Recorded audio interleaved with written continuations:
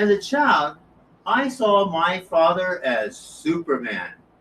But as I got older, I came to realize my father was just an ordinary guy who liked to run around the house with a red cape and blue bodysuit for no apparent reason. Was my dad like the dads you see on TV? No, he wasn't. My father struggled with alcohol. He smoked. He often said and did things that he regretted. In life, we have choices. Sometimes we make good choices, sometimes we make bad choices.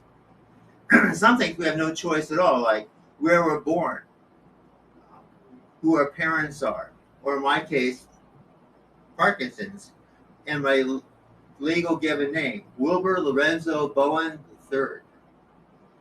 Kids would often ask me, so are there like three of you? Well, apparently. I refused to learn how to swim because I was afraid of the deep water. I wouldn't even change to a bathing suit. But because of my father's encouragement, I learned how to swim. Son, two things can happen today. One, you're going to learn how to swim, or two, you're not, and that's your choice. My father grabbed me by the breeches and threw me out to the middle of the swimming pool.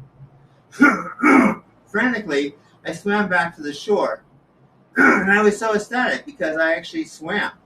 My father was like, that was a good choice, son. And during the winter months, I would share with my father my hopes and my dreams, my struggles, as we played the game of chess. Son, how's school?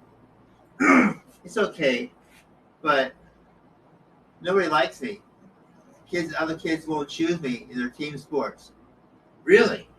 Well, I guess they don't know how great you are. I'd always choose you. But anything else? Yeah, it's checkmate. I won. So there you go. We also played Jim Rami for a wager, and I still owe him $3,457.27. Unfortunately, my father's problem with alcohol became worse, and my mom couldn't deal with my father's addiction anymore, so she relocated to New Mexico with my brother, sister, and me. So while my father sorted out his life in Ohio, I was starting a new life in Santa Fe, New Mexico. My relationship with my father became more distant when he remarried, and when that marriage fell apart, he just disappeared. About 10 years later, while working for a church in Houston, Texas, I got a phone call. Hello? Oh my God, where are you? Oh, homeless shelter? What? You lost everything? Your health's getting worse. Okay, I'm sorry. Against the advice of my mother, I brought my father back with me to Houston so I could take care of him. And it was going well for a while, but then one day when I came to the center, I noticed all these extension cords going into a walk-in closet. And there I found the bookkeeper. Jennifer, what are you doing in the closet?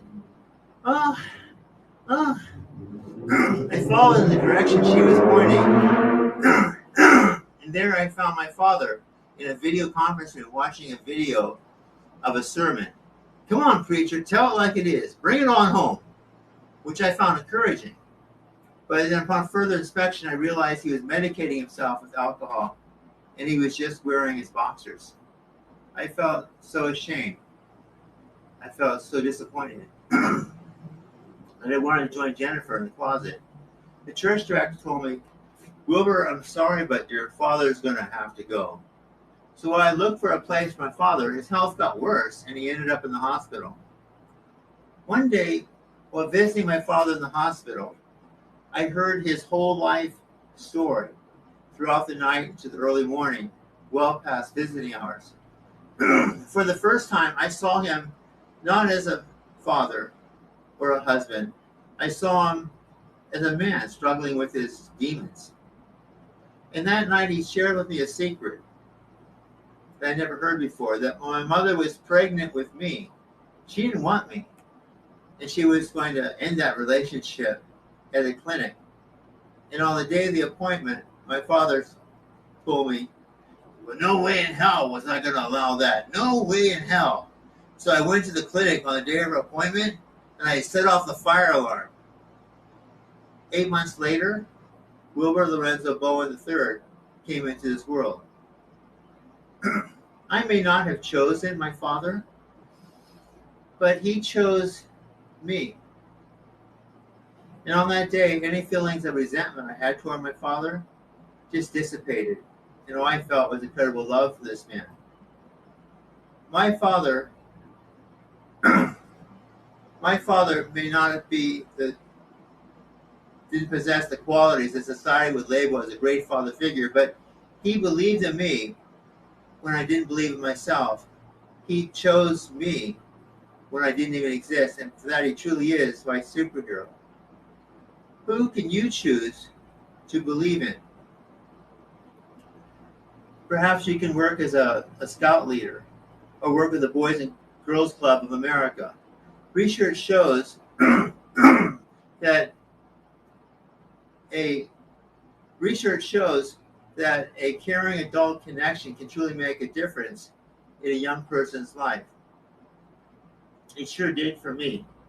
Because my father chose me, I became a scout leader for a Boy Scout troop. Because he chose me, I also started a chess club at an elementary school where kids could interact with other students and adults playing the game of chess. I also learned that playing chess with elementary students is really good for the ego. All right, Jimmy, it's checkmate. The game's over. I'm not perfect, by the way. But it's not about being perfect. It's about showing up. The U.S. Census Bureau reports that 19.5 million children live in a household where there is no adult figure. You can truly make a difference in some child's life by just being there. You can truly become a superhero. Mr. Toastmaster.